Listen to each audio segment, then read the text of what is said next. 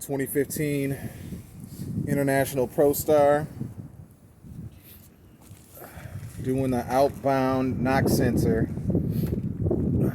on the SCR here, on the exhaust for the SCR. Had to spray down the connection here for the SCR, or for the outbound knock sensor, with some WD-40 to seep into the area where it needs to get out, to loosen it up. Make sure the system is cold. Don't do it while it's warm after running, because you won't be able to get it out while it's hot. Then the sensor is also mounted right here on top of the SCR tube right here, along with these other sensors. There's other sensors that are back here, but the one you're focusing on is the one that's here on the rear. This is for a International Prostar, years, I think 2000, it might be 2011 to 2016. I think they still have the same type of setup where it has these two tubes, you know, for the system. And here's the dosing unit for the depth to go into, the chamber that it actually is done in. The exhaust is cleansed in these tubes after it burns up inside of here. So what you want to do is remove that bolt. There's also here there's a connection where there's a zip tie where you attach it so that the cord is not pressing up against these canisters, because the canisters do get hot, of course. And then you have a connector also that you have to plug back in. The connector is right here, and you have to use like a flathead to get up under the connector and kind of wiggle it side to side and loosen it up. And then eventually you can kind of get the flathead on the inside of the connector and then lift it out, and that's how you pull it off of the sensor itself.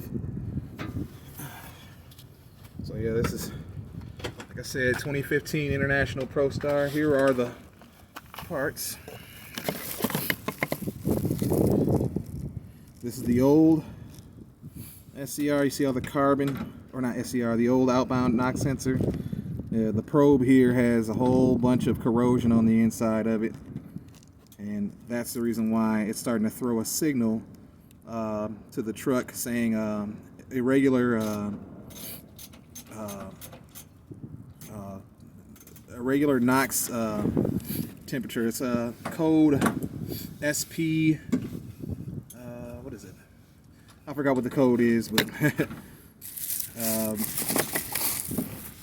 if you have an outbound knock sensor that you need to change for 2015 International, this is what you're going to need. So the sensor itself is this. This is fine, more than likely. The problem is truly just the probe itself being clogged up. But they're not going to sell you just the sensor. They're going to sell you the entire, or you know, just the probe itself. They're not going to sell you that. They're going to sell you the entire sensor. So here's the part number, as a matter of fact. That way I can help you out. There's the part number. You know exactly what you need. Outbound knock sensor. So I'm just going to reattach it back on there. I'm going to get some zip ties, reattach the zip tie back on there, and make sure that I keep the wires from touching these two SCR canisters here. And then I'll make the connection back on there. And there's two 8mm bolts that go into the actual sensor that mounts to the SCR tube here. And then, like I said, that clip is what you're connecting to. That clip that will plug into the end of the sensor right here. And what you're going to need for this job is also one of these oxygen sensor removers. This is a 7/8 22mm oxygen sensor wrench.